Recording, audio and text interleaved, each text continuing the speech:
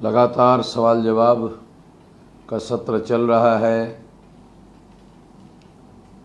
और सवालों के जवाब दिए जा रहे हैं। कमेंट बॉक्स में सवाल पूछते जाइए, अगले वीडियो में उसके जवाब देते जाएंगे। अभी सिलसिलेवार जो सवाल आए हैं उन सवालों का हम आपको जवाब देना चाहेंगे। पहला सवाल है एडवोकेट नरेंद्र अघारा, जिला संयोजक बहुजन क्रांति मोर्चा, सुरेंद्रनगर, गुजरात। मेरा सवाल यह है कि भारत में बाल विवाह की शुरुआत का इतिहास क्या है? ये किसने शुरू किया? ब्राह्मण ने शुरू किया, मुगलों ने शुरू किया? बाल विवाह का संबंध जाति व्यवस्था को टिकाने के लिए और मजबूत करने के लिए है कि जब छोटी बच्चियों का विवाह बचपन में हो जाएगा तो वो जाति के बाहर जाकर विवाह नहीं करेगी और इस तरह से जाति अंतर्गत ही विवाह होगा और इस तरह से जातियों को टिकाने का और जातियों को मजबूत करने का मामला बना रहेगा। इसके पीछे ब्राह्मणों का जाति व्यवस्था को बनाए और टिकाए रखने का षड्यंत्र है। इसे समझने की ज़रूरत है और ये हजारों सालों से चल रहा है। इसका मुगलों के साथ कोई संबंध नहीं है। Balchandra Jadhav, sir separate settlement यानी क्या है और इसका महत्व क्या है? सेपरेट सेटलमेंट को समझना ज़रूरी है। जब बाबा साहब अम्बेडकर ने शेड्यूल कास्ट फेडरेशन नाम का संगठन बनाया 42 को, तो उनके सामने एक बड़ा मामला था। सेपरेट इलेक्टोरेट को उन्होंने अपने आंखों के सामने विफल होते हुए और ब्राह्मणों के द्वारा, गांधी के द्वारा विफल करते हुए षड्यंत्र को देखा। इसलिए उन्होंने शेड्यूल कास्ट फेडरेशन नाम का संगठन बनाने के बाद जब वो सेंट्रल गवर्नमेंट में मिनिस्टर बने तो उसके पहले उन्होंने उस संगठन के द्वारा रेजोल्यूशन नागपुर के अधिवेशन में पास किया कि सेपरेट सेटलमेंट होना चाहिए। सेपरेट सेटलमेंट का मतलब है जो अछूत लोग हैं वो उनके गांव अलग होने चाहिए। उसके पीछे मकसद ये था कि अस्पृश्यता, एक गांव में अछूत और सछूत दो लोग रहते हैं। जब गांव में अछूत और सछूत दो लोग रहते हैं तो जो सछूत लोग हैं वो अछूत लोगों के साथ अस्पृश्यता का व्यवहार करते हैं। तो अगर अछूतों को उठाकर उनके अलग गांव बना दिए जाए, फॉर एग्जाम्पल के 6.5 लाख गांव हैं और 65,000 गांव नए गांव बनाए जाए और उन गांवों को 10 गांव के अछूतों को उठाकर उनका एक गांव बनाया जाए। 10 गांव के अछूत जब एक गांव में बसाए जाएंगे तो सारे के सारे अछूत होंगे। जब सारे के सारे अछूत होंगे तो उनके साथ अस्पृश्यता का व्यवहार करने के लिए गांव में सचूत रहेंगे ही नहीं। जब रहेंगे नहीं तो अस्पृश्यता खत्म हो जाएगी। इसलिए सेपरेट सेटलमेंट की योजना 1942 में जो नागपुर में अधिवेशन हुआ, उस अधिवेशन में बाबा साहब अम्बेडकर ने मनवाई। जब वो सेंट्रल में मिनिस्टर बने तो अंग्रेज़ों से उन्होंने इस योजना को अप्रूवल किया और अप्रूवल करके उस पर अमल करने की योजना शुरू करने की बात थी। मगर गांधी ने क्विट इंडिया मूवमेंट शुरू करने की वजह से ये सारा का सारा मामला धरा का धरा रह गया। ये सारी योजना हमको समझने की ज़रूरत है। चंद्रकांत नागावकर, ईवीएम के रहते देश के सभी बहुजन नेताओं का भविष्य में क्या हाल होगा, कृपया मार्गदर्शन करिए। ईवीएम की वजह से केवल ब्राह्मणों का फायदा होगा, क्षत्रिय और वैश्य भी गुलाम बना दिए जाएंगे।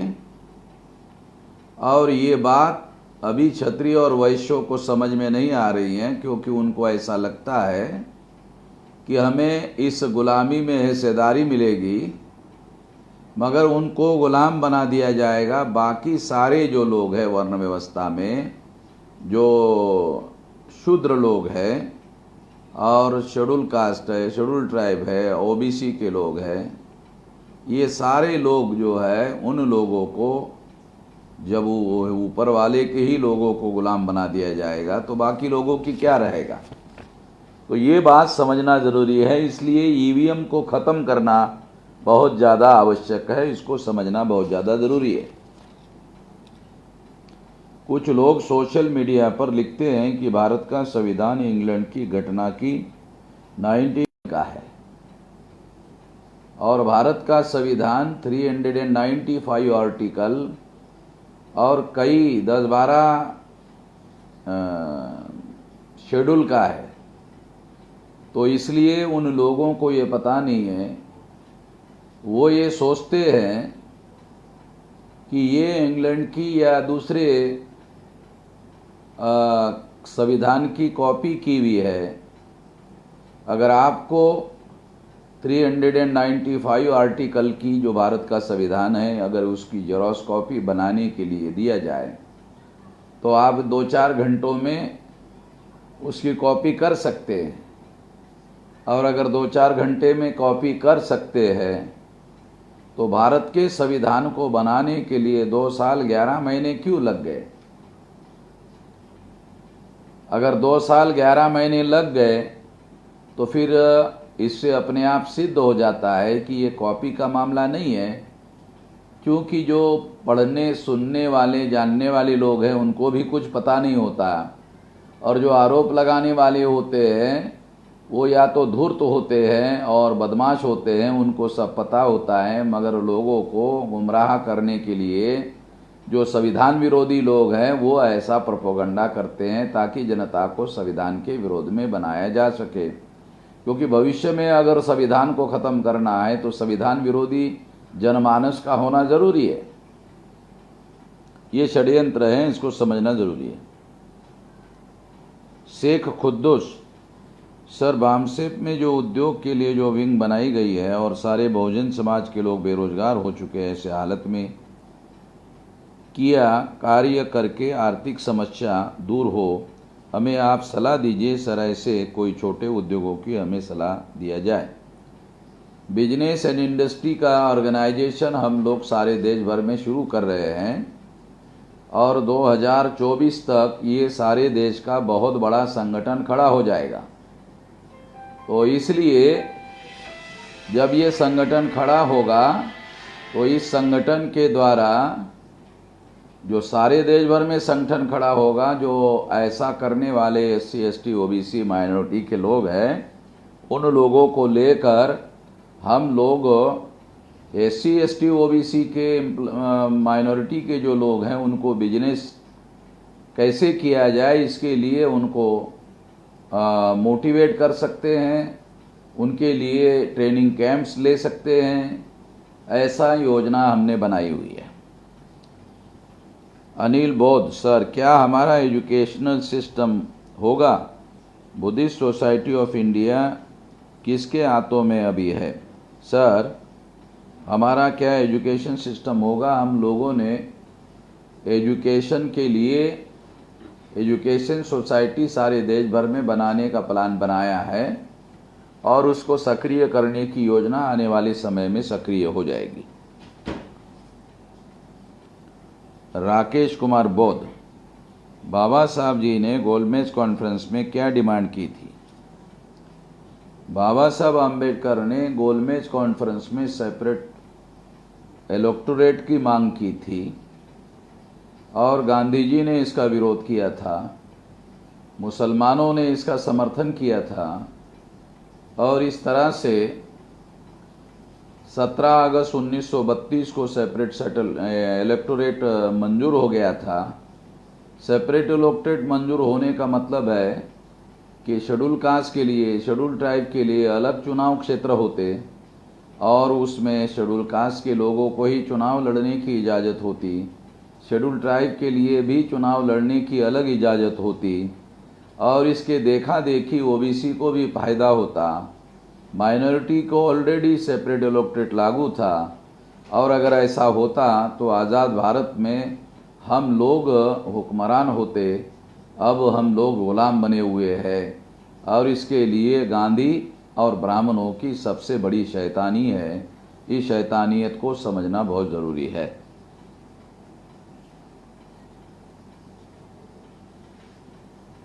चंद्रभूषण सर, मेरा एक सवाल है, 2024 में बीजेपी कांग्रेस को सत्ता से दूर कर पाना मुमकिन है? राजनीति में साल 2 साल में परिस्थितियां बदलने को ज़्यादा समय नहीं लगता, कब कौन से हालात कैसे बदल जाए इसका कोई अंदाज करना मुश्किल हो जाता है। इसलिए ये अभी से अनुमान कर पाना मुश्किल है। दूसरी बात, राजनीति में स्टेप बाय स्टेप को आगे बढ़ाया जाता है और सफलता हासिल की जाती है। सागर कामले मोहोर सोलापुर, मेरा सवाल है, समाज सेवा और समाज परिवर्तन ये दोनों में क्या फ़र्क है? कृपया मार्गदर्शन करिए। समाज सेवा और समाज परिवर्तन में मौलिक परिवर्तन ये है कि अगर आप गरीब बच्चों को पढ़ने के लिए कुछ किताब खरीद कर दे दो, उनको पहनने के लिए कपड़े दे दो, ये हो गया समाज सेवा। और दूसरा, अगर उनको वर्ण व्यवस्था, जाति व्यवस्था, अस्पृश्यता, आदिवासियों का सेग्रीगेशन, शूद्रत्व, ओबीसी के ऊपर थोपा जाना, महिलाओं की दास्ता और घुमंतु जातियों का बहिष्कार, इसके विरोध में जनता को तैयार करना। अगर जनता तैयार हो गई तो उसमें परिवर्तन होता है, वो परिवर्तन महत्वपूर्ण होता है।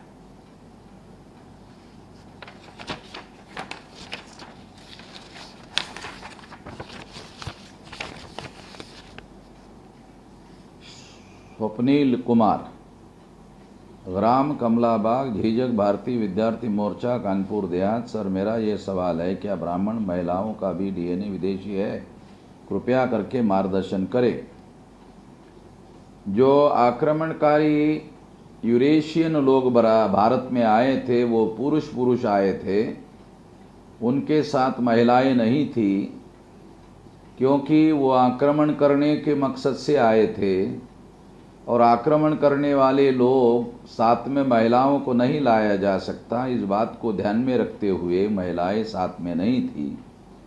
जब आक्रमण करने वाले यूरेशियन लोग भारत में बसना शुरू हुआ तो उनके सामने प्रजनन की समस्या खड़ी हुई। तो प्रजनन करने के लिए उन्होंने यहाँ की महिलाओं को उठाया। इसलिए जो माइटोकॉन्ड्रियल डीएनए मिला महिलाओं का, उसके आधार पर ये सिद्ध हुआ कि उनका माइटोकॉन्ड्रियल डीएनए भारतीय महिलाओं का है, विदेशी महिलाओं का डीएनए नहीं मिला। तो वो भारतीय महिलाएं थी। इससे ये बात सिद्ध होती है कि महिलाएं जो ब्राह्मणों के घरों में हैं वो भी मूल निवासी है। अमोल गजवी, नागपुर महाराष्ट्र से हूँ। मेरा सवाल यह है कि 43 साल से वामसेप मूल निवासी लोगों को जागृति का काम कर रही है। क्या आपको ऐसा नहीं लगता कि अब वो समय आ गया है कि वामसेप भी अपनी एक राजनीतिक पार्टी मूल निवासियों के कल्याण के लिए बनाए? क्योंकि जब तक हमारे प्रतिनिधि संसद में चुनकर नहीं जाते तब तक मूल निवासियों का कुछ भी भला नहीं होगा, ऐसा मुझे लगता है। क्योंकि ये मनोवादी सरकार संविधान के विरोध में कई फैसले ले रही है। इसके मैं आपको कई उदाहरण दे सकता हूँ। जो मूल निवासियों का बामसेब के जरिए संसद में चुनकर जाना अति आवश्यक है, ऐसा मुझे लगता है। कृपया मार्गदर्शन करिए। हम लोग आज़ादी का आंदोलन चला रहे हैं। जब हम आज़ादी का आंदोलन हासिल करने में सफल हो जाएंगे या बहुत हद तक नज़दीक पहुंच जाएंगे, तब हमारे लोगों के राजनीतिक प्रतिनिधि बड़ी संख्या में चुनकर जा सकते हैं। इसके लिए धीर धरने की ज़रूरत है। 3000 साल से ये लड़ाई चल रही है, तो इस लड़ाई को पूरी तरह से बदलने के लिए कुछ समय जरूर लगने वाला है। रमाकांत तेलोरिया। सर, मैं रमाकांत तेलोरिया यूपी सिद्धार्थ नगर से हूँ। सर, मेरा सवाल है कि election conduct rule 56C, 56D, 49MA क्या है, इसके बारे में थोड़ा विस्तार से बताइए।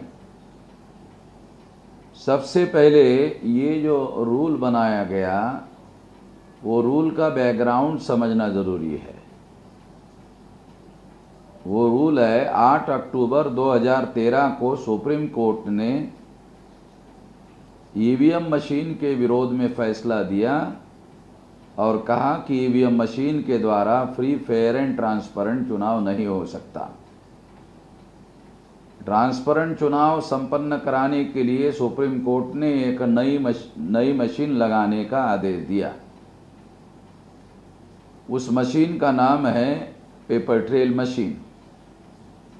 जब पेपर ट्रेल मशीन लगाने का आदेश दिया, तो पेपर ट्रेल मशीन लगाने से ईवीएम मशीन में जो वोटों की हेराफेरी होती है उसको पकड़ा जा सकता था, क्योंकि ईवीएम मशीन में इलेक्ट्रॉनिक रिकॉर्ड होता है और पेपर ट्रेल मशीन में कागज का वोट होता है।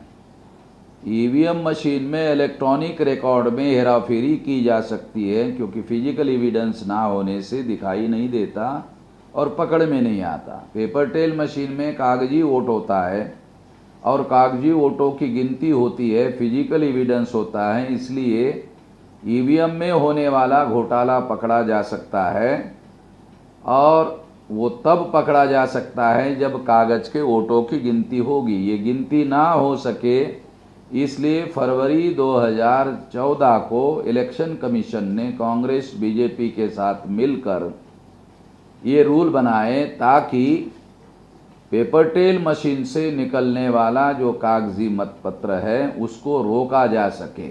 इसके लिए ये रूल बनाए गए। अशफाक खान पठान। सर, मेरी आपसे एक विनम्र निवेदन है कि आप तमाम मूल निवासी के साथ मिलकर एक जॉइंट एडवोकेट की पैनल प्रदेश और प्रांतों के हिसाब से अपनी निगरानी में अलग अलग तौर पर बनाएं, जिसमें हमारे तमाम लोग SC, ST, OBC और अल्पसंख्यक समुदाय के लोगों को शामिल किया जाए। वैसे ही हर घटना की जांच के लिए भी इस तरह की संयुक्त रूप से जांच करने की समिति बनाई जाए। एक IT सेल जो हमारी सच खबरें और हर प्लेटफॉर्म पर जबरन शेयर करे और हमारे खिलाफ फैला रहे झूठ का ऑफिशियल पर्दाफाश करे। हर कोई क्षेत्रों में अपने संयुक्त प्रवक्ता और प्रतिनिधियों को एग्रेसिवली रखा जाए और उन्हें हमारे तमाम लोगों की मदद के लिए सुरक्षा प्रदान की जाए। 2024 तक हर प्रांत में, हर जिले में, हर कमिश्नरी में और राष्ट्रीय स्तर पर हमारा वकीलों का राष्ट्रीय स्तर पर संगठन मजबूती से कार्यरत हो जाएगा और वो हर जगह हमारे लोगों को हर प्रकार की मदद करने लायक हो जाएगा। केवल युवराज बौद्ध। जानूराम, केपाल गांव, दादाल जिला, जालोर, राजस्थान। हमारे समाज में शादी के मुहूर्त लॉकडाउन में 13 महीने शादी नहीं होने की डर पैदा करने से शादी करवा रहे हैं, तो पंडित के ऊपर क्या FIR दाखिल हो सकता है? अगर ऐसा डर फैला रहा है तो इसके लिए निश्चित रूप से लोगों को गुमराह करने के आधार पर FIR दाखिल कर सकते हैं। अमरदीप राज। आज के समय में संविधान के साथ छेड़छाड़ किया जा रहा है क्या? इसको पहले की तरह सुधार किया जा सकता है। संविधान को 26 जनवरी 1950 के बाद जब लागू हुआ, तब से इसके साथ छेड़छाड़ करने का काम किया जा रहा है, क्योंकि हमारे लोगों को संविधान की बारीकियों की जानकारी नहीं है। वो बारीकियों की जानकारी के आधार पर ये कहा जा सकता है क्योंकि संविधान ब्राह्मणों के साम्राज्य के विरोध में है, इसलिए वो उनको छेड़छाड़ अपने हिसाब से कर रहे हैं। केपी भूमरकर, मेरा सवाल है, वामसेप संगठन शासकीय कर्मचारियों का संगठन रहते हुए अनुसूचित जाति जनजाति अधिकारी कर्मचारी का अजाक्स संगठन का निर्माण कब और किसने किया? मध्य प्रदेश में यह संगठन चल रहा है, इसके पीछे वामसेप संगठन को कमजोर करने की मंशा तो नहीं है? कृपया जानकारी दीजिए।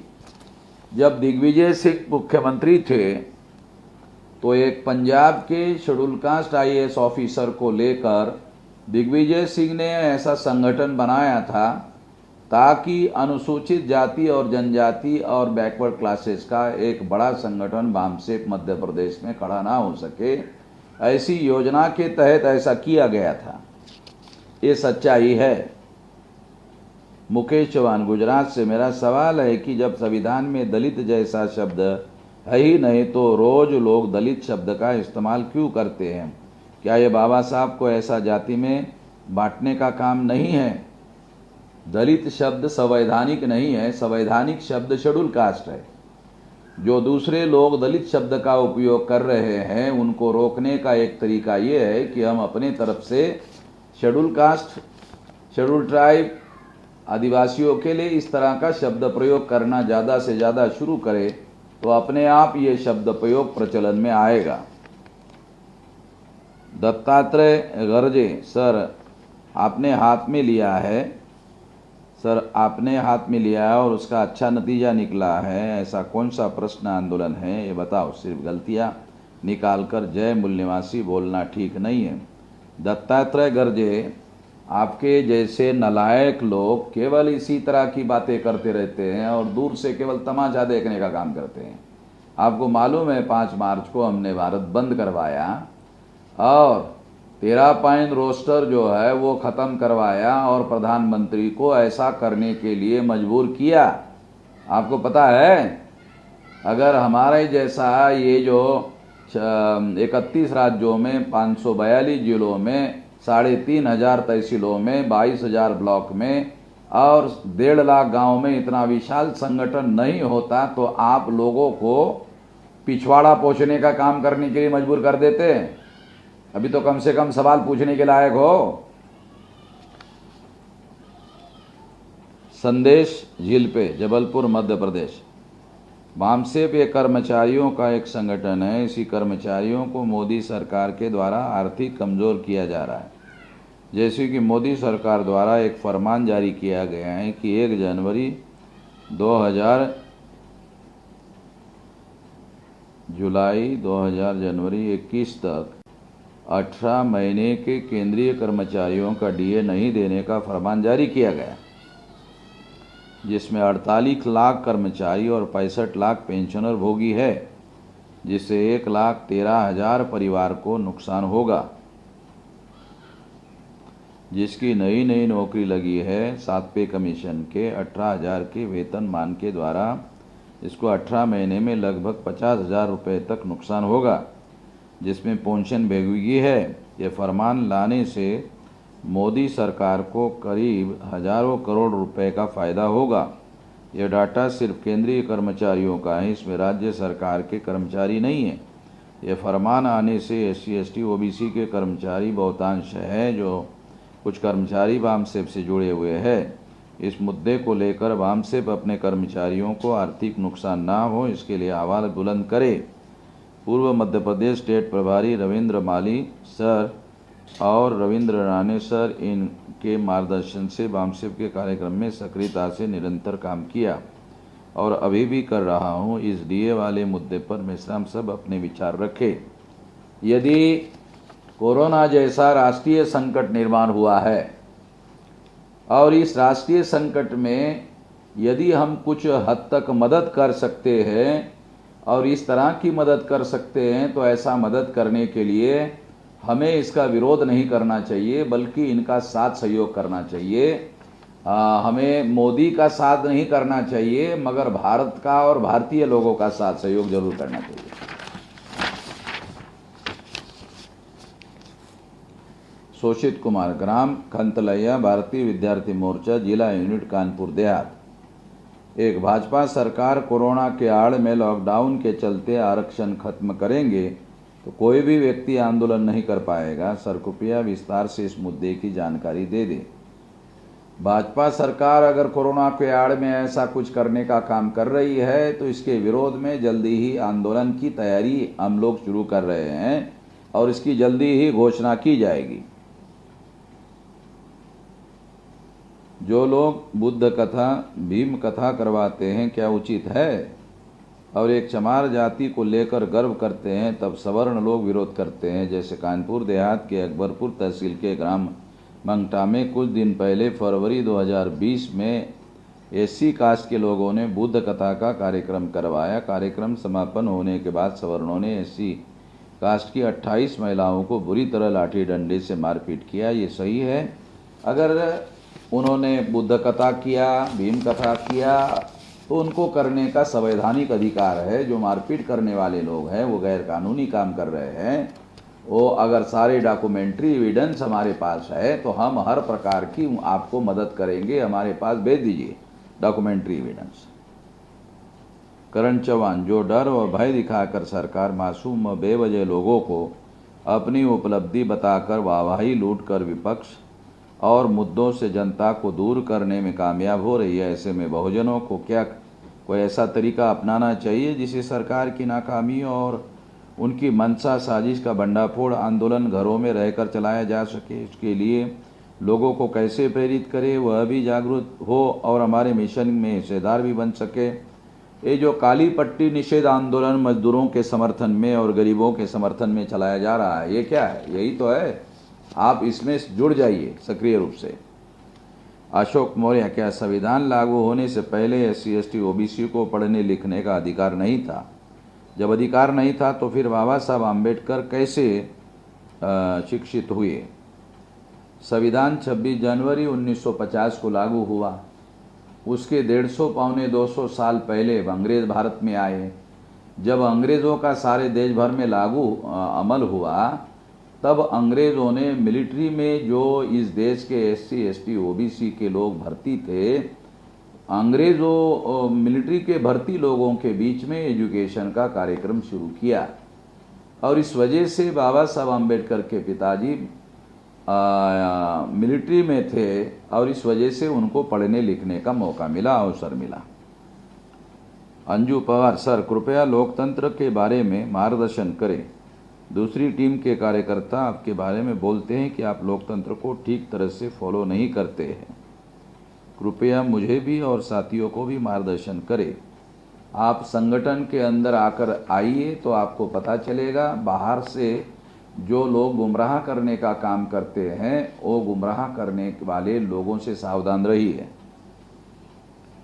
Mohammad Naeem, my question is some reports are received that innocent Muslims are booked under UAPA, those who are agitate for CA and RC and NPR. So what is the solution for these innocent? यदि इसके documentary evidence भेज दिए जाए तो इसका हम लोग समाधान निकाल लेंगे, मदद करेंगे। जावा भाई परगनी, मेश्राम जी, देश में हर स्टेट में खास करके गुजरात का उदाहरण दूं तो क्षत्रिय OBC में कई जातियों SC ST में एक ही पेटा जाति होती है। उदाहरण के रूप में चौहान जाति में क्षत्रिय यानी ठाकुर भी है। OBC में कुमार, माली, कोली ऐसे लोग हैं जो आदिवासी में चौहान मिलते हैं और SC में मेघवालों में और वाल्मीकि में भी चौहान मिल जाते हैं। सिवाय कि ब्राह्मण में चौहान, वाघेला, परमार, यादव मिलते ही नहीं है। उससे साफ हो जाता है कि ब्राह्मण अलग जाति है, परंतु ऊपरी जातियों में विभाजन कैसे हुआ? जैसे वाघेला जाति वाल्मीकि से ठाकुर तक मिलती ही है। कृपया करें। ब्राह्मण वर्ण है, उसके अंदर कोई जाति नहीं है। सभी ब्राह्मण है, जातियाँ नहीं है। ब्राह्मणों ने जातियाँ बनाई, इसलिए सारे लोगों को जातियों में विभाजित होते हुए हम देख सकते हैं। इससे भी पता चलता है कि जातियाँ ब्राह्मणों ने बनाई। वैसे मनुस्मृति में इसके सारे डॉक्यूमेंट्री एविडेंस है कि जातियाँ बनाने में ब्राह्मणों का क्या बड़ा रोल है, और मनुस्मृति में जातियों का जो व्यवस्था है उसके आधार पर कहा जा सकता है कि मनुस्मृति सम्राट बृहदत्त मौर्य की हत्या पुष्यमित्र शुंग नाम के ब्राह्मण ने की, उसके बाद में ये सारा कुछ हुआ।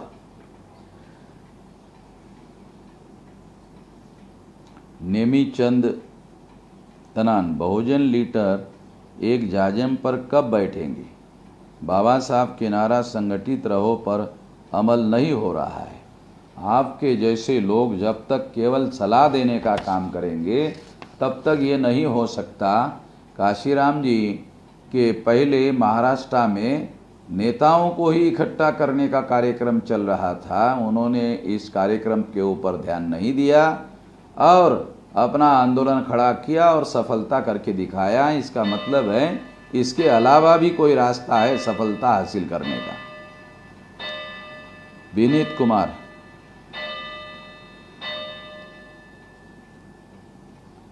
काशीराम को धोखा देकर आप क्या उखाड़ पाए? जो काशीराम को धोखा दे सकता है उस पर समाज को सोचकर विश्वास करना चाहिए। आप अपना टेलीफोन नंबर और पोस्टल एड्रेस दे दीजिए, फिर आपको पता चलेगा धोखा किसने दिया। सुषमा बेले, सर आप लोग अपना वर्चस्व दिखाने के लिए ऐसे ही एक दूसरे पर कीचड़ उछालते हो, जैसे आप राजरत्न पर, और शायद वो आप पर इसका फ़ायदा वे लोग लेते हैं। ऐसा आपको नहीं लगता? आपके जैसे सलाह देने वाले महापुरुष जब तक है भारत में तब तक समाज का सत्यानाश हुए बगैर नहीं रहेगा। राम प्रकाश, जिनका मकान शीशे का हो दूसरों के मकान पर पत्थर नहीं फेंका करते। शिवपाल सिंह यादव से चुनाव समझौता किसने किया? आपका सवाल विस्तार से लिखकर भेजिए, फिर विस्तार से जवाब देंगे। जय हिंद। आरएसएस संघ का खूनी इतिहास समय निकालकर जरूर पढ़िए। भेज दीजिए, पढ़ लेंगे। अरविंद सावड़े, खेपकड़ा प्रवृत्ति हमारी हो रही है। जब सब लीडर दलाल है तो मैं ही बड़ा, इसमें समाज की उन्नति कैसे होगी? आप महापुरुष है और केवल घर में बैठे हुए हैं, तो इससे कैसे भला होगा? आपके जैसे महापुरुष मैदान में होना चाहिए। आपका तो नाम पहली बार सुन रहा हूं। दीपक कुमार, बहुजन लोग बेवकूफ़ है। एंटीनाधारियों के इतने संगठन हैं, क्या कभी उनको लड़ते देखा? काशीराम जी ने जब महाराष्ट्र में संगठन बनाया, उद्देश्य विचारधारा और कार्यक्रम बनाया, और कितने ही संगठन थे वो कुछ नहीं कर पाए और उन्होंने सफलता हासिल करके दिखाई। ये एक बढ़िया तरीका है जिसको लेकर आगे बढ़ना चाहिए। वसंतराव जोगेकर, सर जय भीम।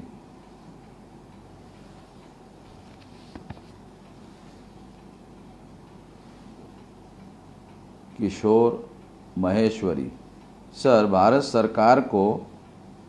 सरकार कहना चाहिए या मीडिया हर बार मोदी सरकार कहती है? संविधान के अनुसार भारत सरकार ही कहना चाहिए, मगर मीडिया में उनके चमचेगिरी करने वाले कुछ लोग हैं, वो इसलिए ऐसा कहते हैं।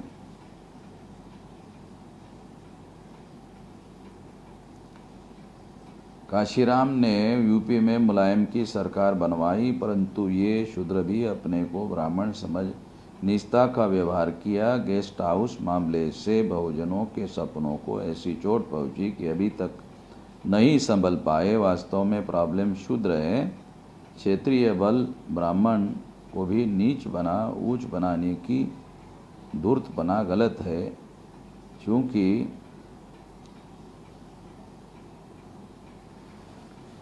आपका सवाल जो है इसमें कुछ स्पष्टता नहीं है, इसलिए इसके बारे में कुछ नहीं बताया जा सकता।